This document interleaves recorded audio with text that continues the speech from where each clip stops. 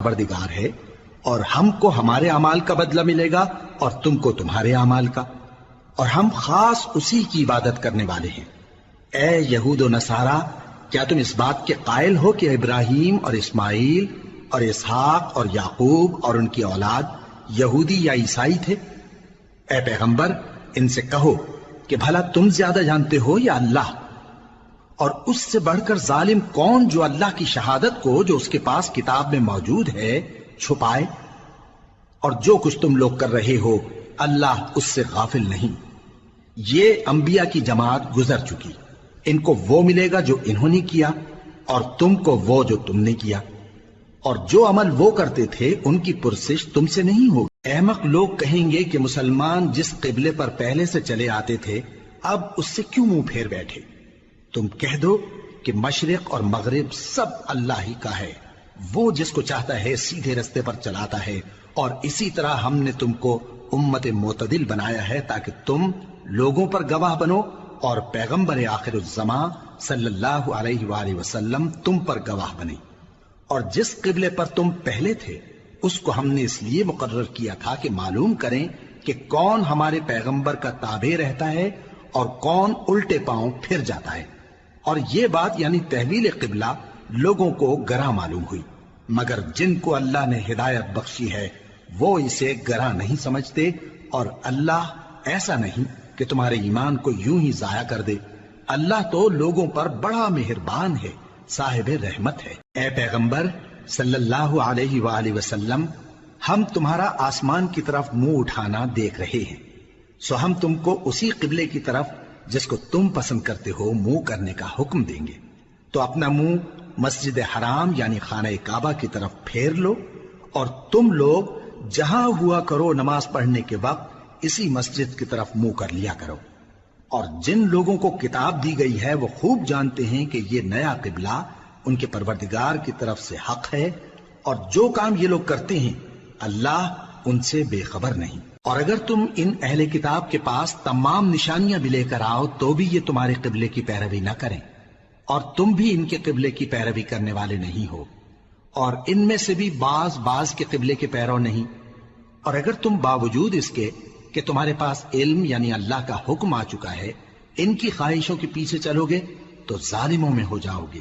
جن لوگوں کو ہم نے کتاب دی ہے وہ ان پیغمبر آخر الزمان صلی اللہ علیہ وآلہ وسلم کو اس طرح پہچانتے ہیں جس طرح اپنے بیٹوں کو پہچانا کرتے ہیں، مگر ایک فریق ان میں سے سچی بات کو جان بوجھ کر چھپا رہا ہے۔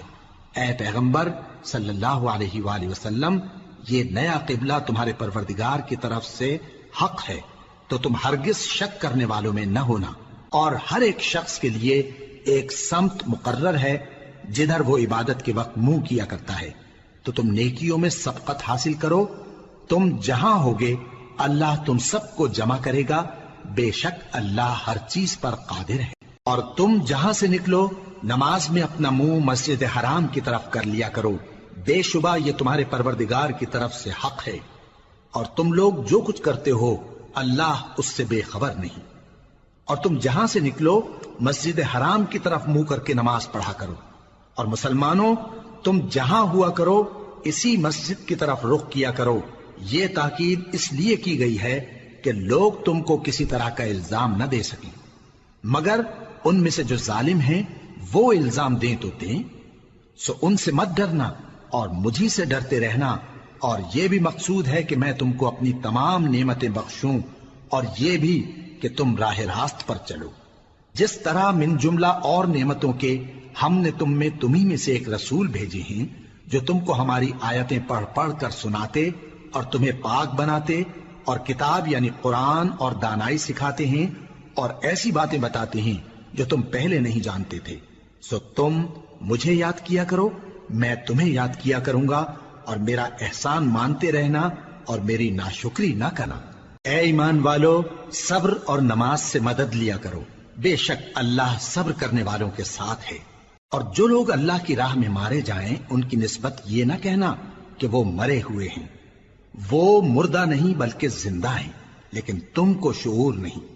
اور ہم کسی قدر خوف اور بھوک اور مال اور جانوں اور میووں کے نقصان سے تمہاری آزمائش کریں گے، اور صبر کرنے والوں کو بشارت سنا دو کہ ان لوگوں پر جب کوئی مصیبت واقع ہوتی ہے تو کہتے ہیں کہ ہم اللہ ہی کا مال ہیں اور اسی کی طرف لوٹ کر جانے والے ہیں۔ یہی لوگ ہیں جن پر ان کے پروردگار کی عنایتیں ہیں اور خصوصی رحمت بھی ہے، اور یہی سیدھے رستے پر ہیں۔ بے شک کوہ صفا اور مروہ اللہ کی نشانیوں میں سے ہیں، تو جو شخص خانہ کعبہ کا حج یا عمرہ کرے اس پر کچھ گناہ نہیں کہ دونوں کے درمیان چکر لگائے، بلکہ یہ ایک نیک کام ہے، اور جو کوئی نیک کام کرے تو اللہ قدردان ہے، دانا ہے۔ جو لوگ ہمارے حکموں اور ہدایتوں کو جو ہم نے نازل کی ہیں کسی غرض فاسد سے چھپاتے ہیں، باوجود کہ ہم نے ان کو لوگوں کے سمجھانے کے لیے اپنی کتاب میں کھول کھول کر بیان کر دیا ہے، ایسوں پر اللہ اور تمام لعنت کرنے والے لعنت کرتے ہیں۔ ہاں، جو توبہ کرتے ہیں اور اپنی حالت درست کر لیتے ہیں اور احکام الہی کو صاف صاف بیان کر دیتے ہیں تو میں ان کے قصور معاف کر دیتا ہوں، اور میں بڑا معاف کرنے والا بڑا مہربان ہوں۔ جو لوگ کافر ہوئے اور کافر ہی مرے، ایسوں پر اللہ کی اور فرشتوں کی اور انسانوں کی سب کی لعنت، وہ ہمیشہ اسی لعنت میں گرفتار رہیں گے۔ ان سے نہ تو عذاب ہلکا ہی کیا جائے گا اور نہ انہیں کچھ مہلت ملے گی۔ اور لوگوں، تمہارا معبود ایک ہی معبود ہے، اس بڑے مہربان اور رحم والے کے سوا کوئی عبادت کے لائق نہیں۔ بے شک آسمانوں اور زمین کے پیدا کرنے میں اور رات اور دن کے ایک دوسرے کے پیچھے آنے جانے میں اور کشتیوں اور جہازوں میں جو سمندر میں لوگوں کے فائدے کے لیے رواں ہیں، اور میں جس کو اللہ آسمان سے برساتا اور اس سے زمین کو اس کے مردہ ہو جانے کے بعد زندہ یعنی خشک ہو جانے کے بعد سرسبز کر دیتا ہے، اور زمین پر ہر قسم کے جانور پھیلانے میں اور ہواؤں کے چلانے میں اور بادلوں میں جو آسمان اور زمین کے درمیان گھرے رہتے ہیں، عقل مندوں کے لیے اللہ کی قدرت کی نشانیاں ہیں۔ اور بعض لوگ ایسے ہیں جو غیر اللہ کو اللہ کا شریک بناتے اور ان سے اللہ کی سی محبت کرتے ہیں، لیکن جو ایمان والے ہیں وہ تو اللہ ہی کے سب سے زیادہ دوست دار ہیں۔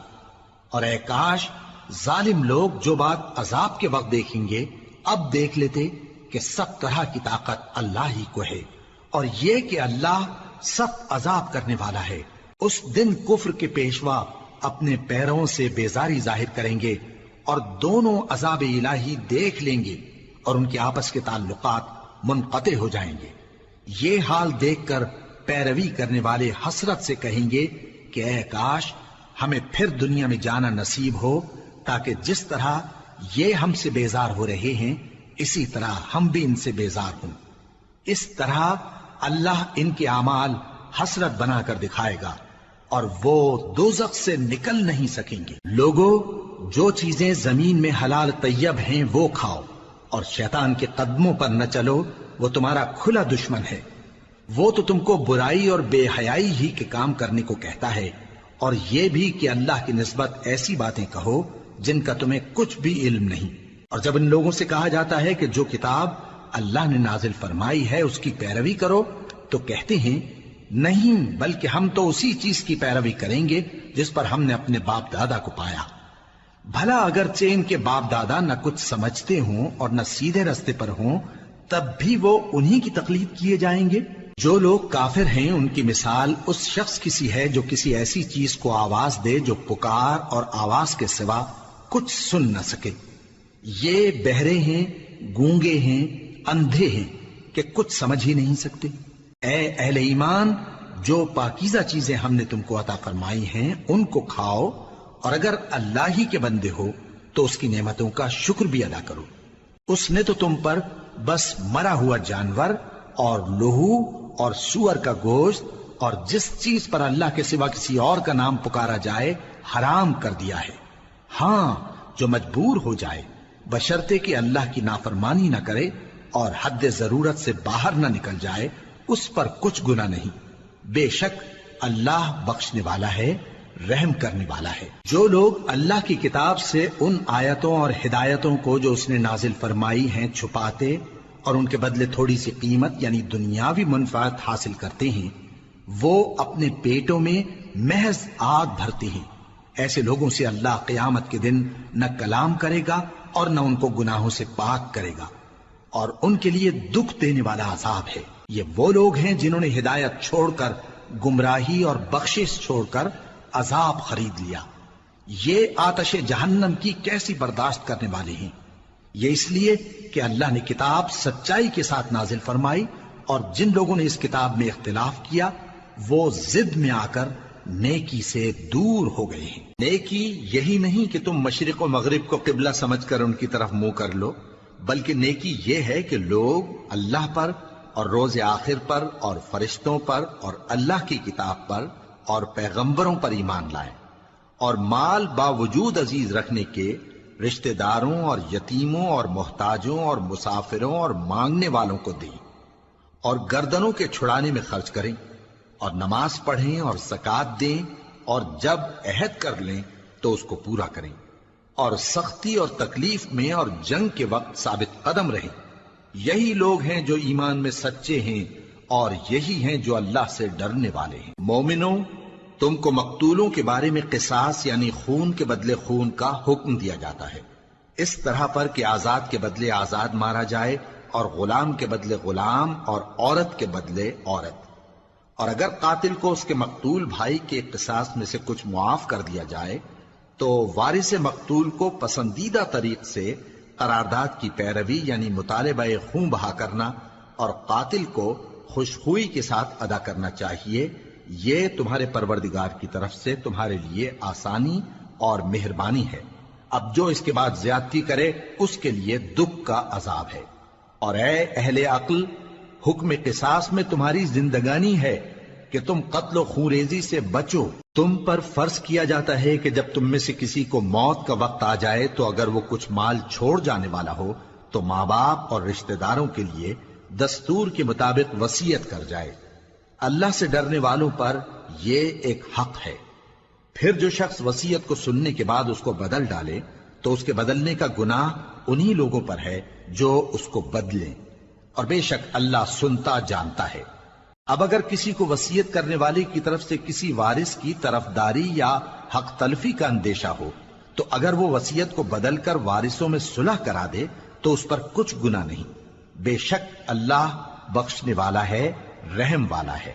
مومنوں، تم پر روزے فرض کیے گئے ہیں جس طرح تم سے پہلے لوگوں پر فرض کیے گئے تھے تاکہ تم پرہیزگار بنو. روزوں کے دن گنتی کے چند روز ہیں، تو جو شخص تم میں سے بیمار ہو یا سفر میں ہو تو دوسرے دنوں میں روزوں کا شمار پورا کر لے. اور جو لوگ روزہ رکھنے کی طاقت رکھیں لیکن رکھیں نہیں، وہ روزے کے بدلے محتاج کو کھانا کھلا دیں. اور جو کوئی اپنی مرضی سے زیادہ نیکی کرے تو اس کے حق میں زیادہ اچھا ہے. اور اگر سمجھو تو روزہ رکھنا ہی تمہارے حق میں بہتر ہے. روزوں کا مہینہ رمضان کا مہینہ ہے جس میں قرآن اول نازل ہوا، جو لوگوں کا رہنما ہے اور جس میں ہدایت کی کھلی نشانیاں ہیں اور جو حق و باطل کو الگ الگ کرنے والا ہے. تو جو کوئی تم میں سے اس مہینے میں موجود ہو چاہیے کہ پورے مہینے کے روزے رکھے، اور جو بیمار ہو یا سفر میں ہو تو دوسرے دنوں میں روزے رکھ کر ان کا شمار پورا کر لے. اللہ تمہارے حق میں آسانی چاہتا ہے اور سختی نہیں چاہتا.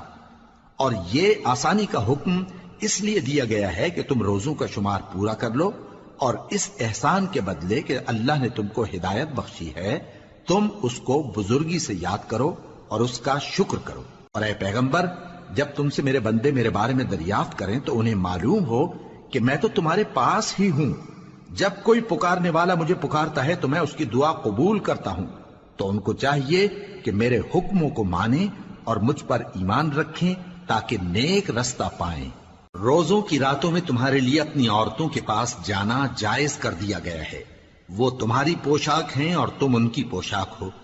اللہ کو معلوم ہے کہ تم ان کے پاس جانے سے اپنے حق میں خیانت کرتے تھے، سو اس نے تم پر مہربانی کی اور تمہاری حرکات سے درگزر فرمائی. تو اب تم کو اختیار ہے کہ ان سے مباشرت کرو. اور اللہ نے جو چیز تمہارے لیے لکھ رکھی ہے یعنی اولاد، اس کو اللہ سے طلب کرو اور کھاؤ اور پیو یہاں تک کہ صبح کی سفید دھاری رات کی سیاہ دھاری سے الگ نظر آنے لگے. پھر روزہ رکھ کر رات تک پورا کرو. اور جب تم مسجدوں میں اعتکاف بیٹھتے ہو تو ان سے مباشرت نہ کرو. یہ اللہ کی حدیں ہیں، ان کے پاس نہ جانا. اسی طرح اللہ اپنی آیتیں لوگوں کے سمجھانے کے لیے کھول کھول کر بیان فرماتا ہے تاکہ وہ پرہیزگار بنے، اور آپس میں ایک دوسرے کا مال ناحق نہ کھاؤ اور نہ اس کو رشوتاً حاکموں کے پاس پہنچاؤ تاکہ لوگوں کے مال کا کچھ حصہ ناجائز طور پر کھا جاؤ، اور اسے تم جانتے بھی ہو۔ اے پیغمبر، لوگ تم سے نئے چاند کے بارے میں دریافت کرتے ہیں کہ گھٹتا بڑھتا کیوں ہے۔ کہہ دو کہ وہ لوگوں کے کاموں کی میعادیں اور حج کے وقت معلوم ہونے کا ذریعہ ہے، اور نیکی اس بات میں نہیں کہ احرام کی حالت میں گھروں میں ان کے پچھواڑے کی طرف سے آؤ، بلکہ نیکوکار وہ ہے جو پرہیزگار ہو، اور گھروں میں ان کے دروازوں سے آیا کرو اور اللہ سے ڈرتے رہو تاکہ کامیاب ہو جاؤ۔ اور جو لوگ تم سے لڑتے ہیں تم بھی اللہ کی راہ میں ان سے لڑو، مگر زیادتی نہ کرنا کہ اللہ زیادتی کرنے والوں کو دوست نہیں رکھتا، اور ان کو جہاں پاؤ قتل کر دو، اور جہاں سے انہوں نے تم کو نکالا ہے یعنی مکے سے، وہاں سے تم بھی ان کو نکال دو۔ اور دین سے گمراہ کرنے کا فساد قتل و خونریزی سے کہیں بڑھ کر ہے، اور جب تک وہ تم سے مسجد حرام یعنی خانہ کعبہ کے پاس نہ لڑیں تم بھی وہاں ان سے نہ لڑنا۔ ہاں اگر وہ تم سے لڑیں تو تم ان کو قتل کر ڈالو، کافروں کی یہی سزا ہے۔ پھر اگر وہ باز آ جائیں تو اللہ بخشنے والا ہے، رحم کرنے والا ہے۔ اور ان سے اس وقت تک لڑتے رہنا کہ فساد نابود ہو جائے اور ملک میں اللہ ہی کا دین غالب ہو جائے۔ پھر اگر وہ فساد سے باز آ جائیں تو ظالموں کے سوا کسی پر زیادتی نہیں کرنی چاہیے۔ ادب کا مہینہ ادب کے مہینے کے مقابل ہے، اور ادب کی چیزیں ایک دوسرے کا بدلہ ہیں۔ پس اگر کوئی تم پر زیادتی کرے تو جیسی زیادتی وہ تم پر کرے ویسی ہی تم اس پر کرو، اور اللہ سے ڈرتے رہو اور جان رکھو کہ اللہ ڈرنے والوں کے ساتھ ہے۔ اور اللہ کی راہ میں مال خرچ کرو اور اپنے آپ کو ہلاکت میں نہ ڈالو، اور نیکی کرو، بے شک اللہ نیکی کرنے والوں کو دوست رکھتا ہے۔ اور اللہ کی خوشنودی کے لیے حج اور عمرے کو پورا کرو، اور اگر راستے میں روک لیے جاؤ تو جیسی قربانی میسر ہو کر دو، اور جب تک قربانی اپنے مقام پر نہ پہنچ جائے سر نہ منڈاؤ۔ اور اگر کوئی تم میں بیمار ہو یا اس کے سر میں کسی طرح کی تکلیف ہو تو اگر وہ سر منڈا لے تو اس کے بدلے روزے رکھے یا صدقہ دے یا قربانی کرے۔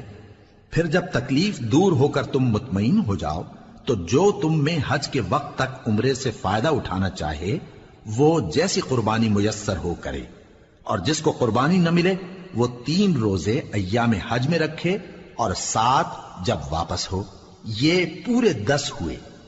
یہ حکم اس شخص کے لیے ہے جس کے اہل و عیال مکے میں نہ رہتے ہوں۔ اور اللہ سے ڈرتے رہو اور جان رکھو کہ اللہ سخت عذاب دینے والا ہے۔ حج کے مہینے معین ہیں جو معلوم ہیں، تو جو شخص ان مہینوں میں حج کی نیت کر لے تو حج کے دنوں میں نہ عورتوں سے اختلاط کرے، نہ کوئی برا کام کرے اور نہ کسی سے جھگڑے، اور جو نیک کام تم کرو گے وہ اللہ کو معلوم ہو جائے گا۔ اور زاد راہ یعنی رستے کا خرچ ساتھ لے جاؤ، کیونکہ بہترین زاد راہ پرہیزگاری ہے۔ اور اے اہل عقل، مجھی سے ڈرتے رہو، اس کا تمہیں کچھ گناہ نہیں کہ حج کے دنوں میں بذریعہ تجارت اپنے پروردگار سے روزی طلب کرو۔ اور جب عرفات سے واپس ہونے لگو تو مشعر حرام یعنی مزدلفہ میں اللہ کا ذکر کرو، اور اس طرح ذکر کرو جس طرح اس نے تم کو سکھایا، اور اس سے پیشتر تم لوگ ان طریقوں سے محض ناواقف تھے۔ پھر جہاں سے اور لوگ واپس ہوں وہیں سے تم بھی واپس ہو، اور اللہ سے بخشش مانگو، بے شک اللہ بخشنے والا ہے، رحمت کرنے والا ہے۔ پھر جب حج کے تمام ارکان پورے کر چکو تو مینا میں اللہ کو یاد کرو جس طرح اپنے باپ دادا کو یاد کیا کرتے تھے، بلکہ اس سے بھی زیادہ۔ اور بعض لوگ ایسے ہیں جو اللہ سے التجا کرتے ہیں کہ اے پروردگار ہم کو جو دینا ہے دنیا ہی میں دے دے، اور ایسے لوگوں کا آخرت میں کچھ حصہ نہیں۔ اور بعض ایسے ہیں کہ دعا کرتے ہیں کہ پروردگار ہم کو دنیا میں بھی نعمت عطا فرما اور آخرت میں بھی نعمت بخشیو اور دوزخ کے عذاب سے محفوظ رکھیو۔ یہی لوگ ہیں جن کے لیے ان کے کاموں کا حصہ یعنی اجر نیک تیار ہے، اور اللہ جلد حساب لینے والا ہے۔ اور قیام منا کے دنوں میں جو گنتی کے دن ہیں اللہ کو یاد کرو، اگر کوئی جلدی کرے اور 2 ہی دن میں چل دے تو اس پر بھی کچھ گناہ نہیں، اور جو بات تک ٹھہرا رہے اس پر بھی کچھ گناہ نہیں۔ یہ باتیں اس شخص کے لیے ہیں جو اللہ سے ڈرے اور تم لوگ اللہ سے ڈرتے رہو اور جان رکھو کہ تم سب اس کے پاس جمع کیے جاؤ گے۔ اور کوئی شخص تو ایسا ہے جس کی گفتگو دنیا کی زندگی میں تم کو دلکش معلوم ہوتی ہے، اور وہ اپنے معافی ضمیر پر یعنی اس بات پر جو اس کے دل میں ہے اللہ کو گواہ بناتا ہے، حالانکہ وہ سخت جھگڑالو ہے۔ اور جب پیٹ پھیر کر چلا جاتا ہے تو زمین میں دوڑتا پھرتا ہے تاکہ اس میں فتنہ انگیزی کرے اور کھیتی کو برباد اور انسانوں اور حیوانوں کی نسل کو نابود کر دے، اور اللہ فتنہ انگیزی کو پسند نہیں کرتا۔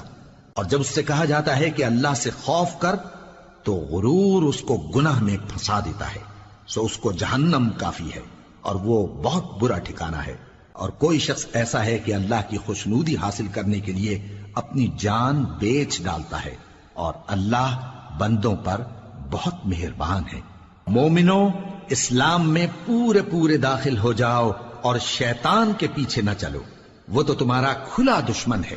پھر اگر تم احکام روشن پہنچ جانے کے بعد لڑکھڑا جاؤ تو جان رکھو کہ اللہ غالب ہے، حکمت والا ہے۔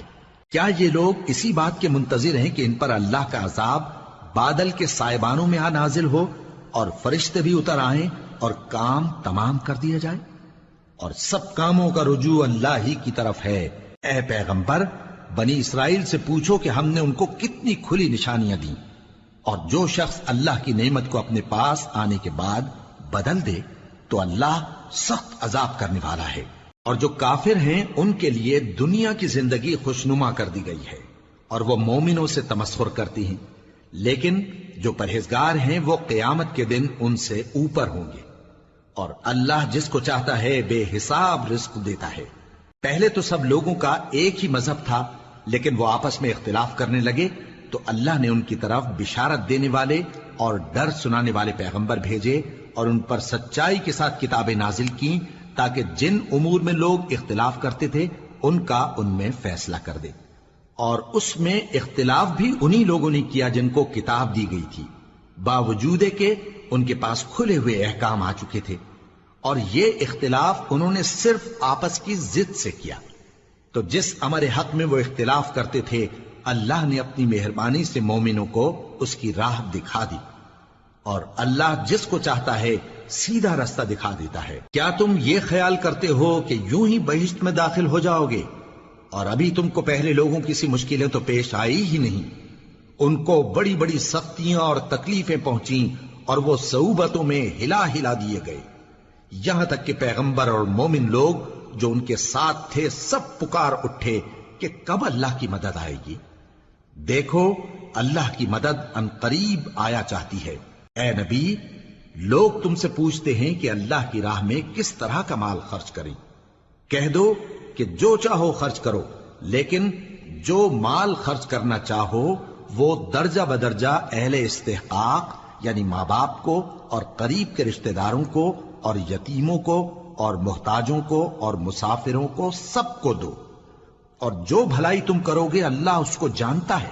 مسلمانوں، تم پر اللہ کے رستے میں لڑنا فرض کر دیا گیا ہے، اور وہ تمہیں ناگوار تو ہوگا، مگر عجب نہیں کہ ایک چیز تم کو بری لگے اور وہ تمہارے حق میں بھلی ہو، اور عجب نہیں کہ ایک چیز تم کو بھلی لگے اور وہ تمہارے لیے مضر ہو، اور ان باتوں کو اللہ ہی بہتر جانتا ہے اور تم نہیں جانتے۔ اے پیغمبر، لوگ تم سے عزت والے مہینوں میں لڑائی کرنے کے بارے میں دریافت کرتے ہیں، کہہ دو کہ ان میں لڑنا بڑا گناہ ہے، اور اللہ کی راہ سے روکنا اور اس سے کفر کرنا اور مسجد حرام یعنی خانہ کعبہ میں جانے سے بند کرنا اور اہل مسجد کو اس میں سے نکال دینا جو یہ کفار کرتے ہیں، اللہ کے نزدیک اس سے بھی زیادہ گناہ ہے، اور فتنہ انگیزی خونریزی سے بھی بڑھ کر ہے۔ اور یہ لوگ ہمیشہ تم سے لڑتے رہیں گے، یہاں تک کہ اگر مقدور رکھیں تو تم کو تمہارے دین سے پھیر دیں، اور جو کوئی تم میں سے اپنے دین سے پھر کر کافر ہو جائے گا اور کافر ہی مرے گا تو ایسے لوگوں کے اعمال دنیا اور آخرت دونوں میں برباد ہو جائیں گے، اور یہی لوگ دوزخ میں جانے والے ہیں جس میں ہمیشہ رہیں گے۔ جو لوگ ایمان لائے اور اللہ کے لیے وطن چھوڑ گئے اور کفار سے جنگ کرتے رہے وہی اللہ کی رحمت کے امیدوار ہیں، اور اللہ بخشنے والا ہے، رحمت کرنے والا ہے۔ اے پیغمبر، لوگ تم سے شراب اور جوئے کا حکم دریافت کرتے ہیں، کہہ دو کہ ان میں گناہ بڑے ہیں اور لوگوں کے لیے کچھ فائدے بھی ہیں، مگر ان کے گناہ فائدوں سے کہیں زیادہ ہیں، اور یہ بھی تم سے پوچھتے ہیں کہ اللہ کی راہ میں کون سا مال خرچ کریں۔ کہہ دو کہ جو ضرورت سے زیادہ ہو۔ اس طرح اللہ تمہارے لیے اپنے احکام کھول کھول کر بیان فرماتا ہے تاکہ تم سوچو، یعنی دنیا اور آخرت کی باتوں میں غور کرو۔ اور تم سے یتیموں کے بارے میں بھی دریافت کرتے ہیں، کہہ دو کہ ان کی حالت کی اصلاح بہت اچھا کام ہے، اور اگر تم ان سے مل جل کر رہنا یعنی خرچ اکٹھا رکھنا چاہو تو وہ تمہارے بھائی ہیں، اور اللہ خوب جانتا ہے کہ خرابی کرنے والا کون ہے اور اصلاح کرنے والا کون۔ اور اگر اللہ چاہتا تو تم کو تکلیف میں ڈال دیتا، بے شک اللہ غالب ہے، حکمت والا ہے۔ اور مومنوں، مشرک عورتوں سے جب تک وہ ایمان نہ لائیں نکاح نہ کرنا، کیونکہ مشرک عورت خواہ تم کو کیسی ہی بھلی لگے اس سے مومن لونڈی بہتر ہے۔ اور اسی طرح مشرک مرد جب تک ایمان نہ لائیں مومن عورتوں کو ان کی زوجیت میں نہ دینا، کیونکہ مشرک مرد سے خواہ وہ تم کو کیسا ہی بھلا لگے مومن غلام بہتر ہے۔ یہ مشرک لوگوں کو دوزخ کی طرف بلاتی ہیں، اور اللہ اپنی مہربانی سے بہشت اور بخشش کی طرف بلاتا ہے، اور اپنے حکم لوگوں سے کھول کھول کر بیان کرتا ہے تاکہ نصیحت حاصل کریں۔ اور تم سے حیض کے بارے میں دریافت کرتے ہیں، کہہ دو وہ تو نجاست ہے، سو ایام حیض میں عورتوں سے کنارہ کش رہو، اور جب تک وہ پاک نہ ہو جائیں ان سے مقاربت نہ کرو۔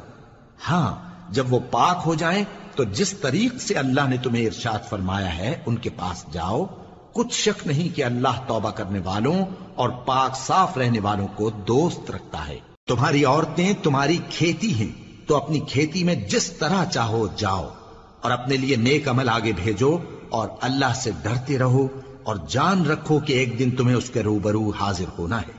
اور اے پیغمبر، ایمان والوں کو بشارت سنا دو، اور اللہ کے نام کو اس بات کا ہیلا نہ بنانا کہ اس کی قسمیں کھا کھا کر سلوک کرنے اور پرہیزگاری کرنے اور لوگوں میں صلح و سازگاری کرانے سے رک جاؤ، اور اللہ سب کچھ سنتا ہے، جانتا ہے۔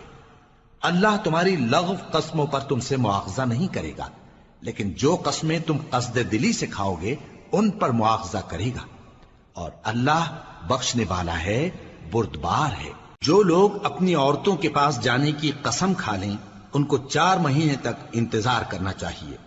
اگر اس عرصے میں قسم سے رجوع کر لیں تو اللہ بخشنے والا ہے، مہربان ہے۔ اور اگر طلاق کا ارادہ کر لیں تو بھی اللہ سنتا ہے، جانتا ہے۔ اور طلاق والی عورتیں 3 حیض تک اپنے تئیں روکے رہیں، اور اگر وہ اللہ اور روز قیامت پر ایمان رکھتی ہیں تو ان کو جائز نہیں کہ اللہ نے جو کچھ ان کے شکم میں پیدا کیا ہے اس کو چھپائیں۔ اور ان کے خاوند اگر پھر موافقت چاہیں تو اس مدت میں وہ ان کو اپنی زوجیت میں لے لینے کے زیادہ حقدار ہیں۔ اور عورتوں کا حق مردوں پر ویسا ہی ہے جیسے دستور کے مطابق مردوں کا حق عورتوں پر ہے، البتہ مردوں کو عورتوں پر 1 درجہ فضیلت ہے، اور اللہ غالب ہے، صاحب حکمت ہے۔ طلاق صرف 2 بار ہے، یعنی جب 2 دفعہ طلاق دے دی جائے تو پھر عورتوں کو یا تو بطریق شائستہ نکاح میں رہنے دینا ہے یا بھلائی کے ساتھ چھوڑ دینا۔ اور یہ جائز نہیں کہ جو مہر تم ان کو دے چکے ہو اس میں سے کچھ واپس لے لو۔ ہاں، اگر زن و شوہر کو خوف ہو کہ وہ اللہ کی حدوں کو قائم نہیں رکھ سکیں گے تو اگر عورت خاوند کے ہاتھ سے رہائی پانے کے بدلے میں کچھ دے ڈالے تو دونوں پر کچھ گناہ نہیں۔ یہ اللہ کی مقرر کی ہوئی حدیں ہیں، ان سے باہر نہ نکلنا، اور جو لوگ اللہ کی حدوں سے باہر نکل جائیں گے وہ گناہگار ہوں گے۔ پھر اگر شوہر 2 طلاقوں کے بعد تیسری طلاق عورت کو دے دے تو اس کے بعد جب تک عورت کسی دوسرے شخص سے نکاح نہ کر لے اس پہلے شوہر پر حلال نہ ہوگی۔ ہاں، اگر دوسرا خاوند بھی طلاق دے دے اور عورت اور پہلا خاوند پھر ایک دوسرے کی طرف رجوع کر لیں تو ان پر کچھ گناہ نہیں، بشرطے کہ دونوں یقین کریں کہ اللہ کی حدوں کو قائم رکھ سکیں گے، اور یہ اللہ کی حدیں ہیں، ان کو وہ ان لوگوں کے لیے بیان فرماتا ہے جو علم رکھتے ہیں۔ اور جب تم عورتوں کو 2 دفعہ طلاق دے چکو اور ان کی عدت پوری ہو جائے تو انہیں یا تو حسن سلوک سے نکاح میں رہنے دو یا بطریق شائستہ رخصت کر دو، اور اس نیت سے ان کو نکاح میں نہ رہنے دینا چاہیے کہ انہیں تکلیف دو اور ان پر زیادتی کرو، اور جو ایسا کرے گا وہ اپنا ہی نقصان کرے گا۔ اور اللہ کے احکام کو ہنسی اور کھیل نہ بناؤ۔ اور اللہ نے تم کو جو نعمتیں بخشی ہیں اور تم پر جو کتاب اور دانائی کی باتیں نازل کی ہیں جن سے وہ تمہیں نصیحت فرماتا ہے، ان کو یاد کرو اور اللہ سے ڈرتے رہو اور جان رکھو کہ اللہ ہر چیز سے واقف ہے۔ اور جب تم عورتوں کو طلاق دے چکو اور ان کی عدت پوری ہو جائے تو ان کو اپنے شوہروں کے ساتھ جب وہ آپس میں جائز طور پر راضی ہو جائیں نکاح کرنے سے مت روکو۔ اس حکم سے اس شخص کو نصیحت کی جاتی ہے جو تم میں اللہ اور روز آخر پر یقین رکھتا ہے۔ یہ تمہارے لیے نہایت خوب اور بہت پاکیزگی کی بات ہے، اور اللہ جانتا ہے اور تم نہیں جانتے۔ اور مائیں اپنے بچوں کو پورے 2 سال دودھ پلائیں، یہ حکم اس شخص کے لیے ہے جو پوری مدت تک دودھ پلوانا چاہے، اور دودھ پلانے والی ماؤں کا کھانا اور کپڑا دستور کے مطابق باپ کے ذمے ہوگا۔ کسی شخص کو اس کی طاقت سے زیادہ تکلیف نہیں دی جاتی، تو یاد رکھو کہ نہ تو ماں کو اس کے بچے کے سبب نقصان پہنچایا جائے اور نہ باپ کو اس کی اولاد کی وجہ سے نقصان پہنچایا جائے، اور اسی طرح نان و نفقہ بچے کے وارث کے ذمے ہے۔ اور اگر دونوں یعنی ماں باپ آپس کی رضامندی اور صلاح سے بچے کا دودھ چھڑانا چاہیں تو ان پر کچھ گناہ نہیں، اور اگر تم اپنی اولاد کو دودھ پلوانا چاہو تو تم پر کچھ گناہ نہیں، بشرطے کہ تم دودھ پلانے والیوں کو دستور کے مطابق ان کا حق جو تم نے دینا کیا تھا دے دو۔ اور اللہ سے ڈرتے رہو اور جان رکھو کہ جو کچھ تم کرتے ہو اللہ اس کو دیکھ رہا ہے۔ اور جو لوگ تم میں سے مر جائیں اور عورتیں چھوڑ جائیں تو وہ عورتیں 4 مہینے اور 10 دن اپنے آپ کو روکے رہیں، اور جب یہ عدت پوری کر چکیں اور اپنے حق میں پسندیدہ کام یعنی نکاح کر لیں تو تم پر کچھ گناہ نہیں، اور اللہ تمہارے سب کاموں سے واقف ہے۔ اگر تم اشارے کنائے میں عورتوں کو نکاح کا پیغام بھیجو یا نکاح کی خواہش کو اپنے دلوں میں مخفی رکھو تو تم پر کچھ گناہ نہیں۔ اللہ کو معلوم ہے کہ تم ان سے نکاح کا ذکر کرو گے، مگر ایام عدت میں اس کے سوا کے دستور کے مطابق کوئی بات کہہ دو، پوشیدہ طور پر ان سے قول و قرار نہ کرنا، اور جب تک عدت پوری نہ ہو لے نکاح کا پختہ ارادہ نہ کرنا۔ اور جان رکھو کہ جو کچھ تمہارے دلوں میں ہے اللہ کو سب معلوم ہے، تو اس سے ڈرتے رہو اور جان رکھو کہ اللہ بخشنے والا ہے، حلم والا ہے۔ اور اگر تم عورتوں کو ان کے پاس جانے یا ان کا مہر مقرر کرنے سے پہلے طلاق دے دو تو تم پر کچھ گناہ نہیں، ہاں ان کو دستور کے مطابق کچھ خرچ ضرور دو، یعنی مقدور والا اپنے مقدور کے مطابق دے اور تنگ دست اپنی حیثیت کے مطابق۔ نیک لوگوں پر یہ ایک طرح کا حق ہے۔ اور اگر تم عورتوں کو ان کے پاس جانے سے پہلے طلاق دے دو لیکن مہر مقرر کر چکے ہو تو آدھا مہر دینا ہوگا۔ ہاں اگر عورتیں مہر بخش دیں یا مرد جن کے ہاتھ میں عقد نکاح ہے اپنا حق چھوڑ دیں اور پورا مہر دے دیں تو ان کو اختیار ہے۔ اور اگر تم مرد لوگ ہی اپنا حق چھوڑ دو تو یہ پرہیزگاری کی بات ہے، اور آپس میں بھلائی کرنے کو فراموش نہ کرنا۔ کچھ شک نہیں کہ اللہ تمہارے سب کاموں کو دیکھ رہا ہے۔ مسلمانوں، سب نمازیں خصوصاً بیچ کی نماز یعنی نماز عصر پورے اہتمام کے ساتھ ادا کرتے رہو اور اللہ کے آگے ادب سے کھڑے رہا کرو۔ پھر اگر تم خوف کی حالت میں ہو تو پیادے یا سوار جس حال میں ہو نماز پڑھ لو۔ پھر جب امن و اطمینان ہو جائے تو جس طریق سے اللہ نے تم کو سکھایا ہے جو تم پہلے نہیں جانتے تھے اللہ کو یاد کرو۔ اور جو لوگ تم میں سے مر جائیں اور عورتیں چھوڑ جائیں وہ اپنی عورتوں کے حق میں وصیت کر جائیں کہ ان کو 1 سال تک خرچ دیا جائے اور گھر سے نہ نکالی جائیں۔ ہاں اگر وہ خود گھر سے چلی جائیں اور اپنے حق میں پسندیدہ کام یعنی نکاح کر لیں تو تم پر کچھ گناہ نہیں، اور اللہ زبردست ہے، حکمت والا ہے۔ اور مطلقہ عورتوں کو بھی دستور کے مطابق نان و نفقہ دینا چاہیے، پرہیزگاروں پر یہ بھی حق ہے۔ اسی طرح اللہ اپنے احکام تمہارے لیے بیان فرماتا ہے تاکہ تم سمجھو۔ بھلا تم نے ان لوگوں کو نہیں دیکھا جو شمار میں ہزاروں ہی تھے اور موت کے ڈر سے اپنے گھروں سے نکل بھاگے تھے، تو اللہ نے ان کو حکم دیا کہ مر جاؤ، پھر ان کو زندہ بھی کر دیا۔ کچھ شک نہیں کہ اللہ لوگوں پر مہربانی رکھتا ہے، لیکن اکثر لوگ شکر نہیں کرتے۔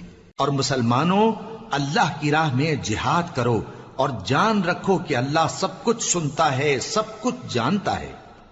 کون ہے کہ اللہ کو قرض حسنہ دے کہ وہ اس کے بدلے اس کو کئی گنا زیادہ دے گا، اور اللہ ہی روزی کو تنگ کرتا اور وہی اسے کشادہ کرتا ہے، اور تم اسی کی طرف لوٹ کر جاؤ گے۔ بھلا تم نے بنی اسرائیل کی ایک جماعت کو نہیں دیکھا جس نے موسیٰ کے بعد اپنے پیغمبر سے کہا کہ آپ ہمارے لیے ایک بادشاہ مقرر کر دیں تاکہ ہم اللہ کی راہ میں جہاد کریں؟ پیغمبر نے کہا کہ اگر تم کو جہاد کا حکم دیا جائے تو ایسا تو نہیں کہ لڑنے سے پہلو تہی کرو۔ وہ کہنے لگے کہ ہم اللہ کی راہ میں کیوں نہ لڑیں گے جبکہ ہم وطن سے خارج اور بال بچوں سے جدا کر دیے گئے۔ پھر جب ان کو جہاد کا حکم دیا گیا تو چند اشخاص کے سوا سب پھر گئے، اور اللہ ظالموں سے خوب واقف ہے۔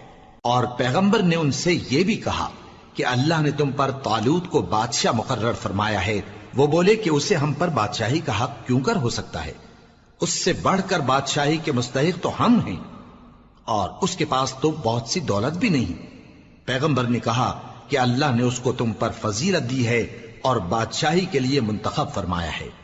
اس نے اسے علم بھی بہت سا بخشا ہے اور تن و توش بھی بڑا عطا کیا ہے، اور اللہ کو اختیار ہے جسے چاہے بادشاہی بخشے، وہ بڑا کشائش والا ہے، دانا ہے۔ اور پیغمبر نے ان سے کہا کہ ان کی یعنی طالوت کی بادشاہی کی نشانی یہ ہے کہ تمہارے پاس وہ صندوق آئے گا جس کو فرشتے اٹھائے ہوئے ہوں گے۔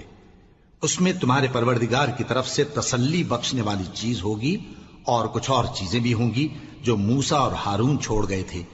اگر تم ایمان رکھتے ہو تو یہ تمہارے لیے ایک بڑی نشانی ہے۔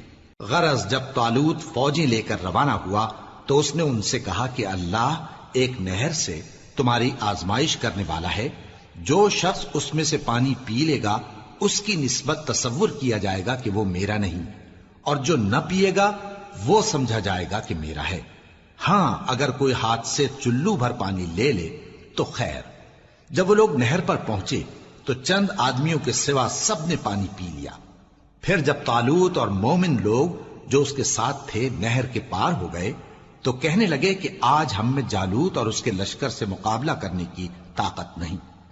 جو لوگ یقین رکھتے تھے کہ ان کو اللہ کے روبرو حاضر ہونا ہے، وہ کہنے لگے کہ بسا اوقات تھوڑی سی جماعت نے اللہ کے حکم سے بڑی جماعت پر فتح حاصل کی ہے، اور اللہ ثابت قدم رہنے والوں کے ساتھ ہے۔ اور جب وہ لوگ جالوت اور اس کے لشکر کے مقابل میں آئے تو اللہ سے دعا کی کہ اے پروردگار، ہم پر صبر کے دہانے کھول دے اور ہمیں لڑائی میں ثابت قدم رکھ اور لشکر کفار پر فتح یاب کر۔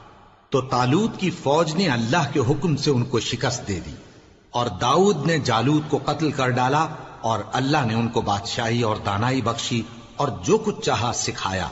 اور اگر اللہ لوگوں کو ایک دوسرے پر چڑھائی اور حملہ کرنے سے نہ ہٹاتا رہتا تو کرۂ ارض تباہ ہو جاتا، لیکن اللہ اہل عالم پر بڑا مہربان ہے۔ یہ اللہ کی آیتیں ہیں جو ہم تم کو سچائی کے ساتھ پڑھ کر سناتے ہیں، اور اے محمد صلی اللہ علیہ وآلہ وسلم، تم بلا شبہ پیغمبروں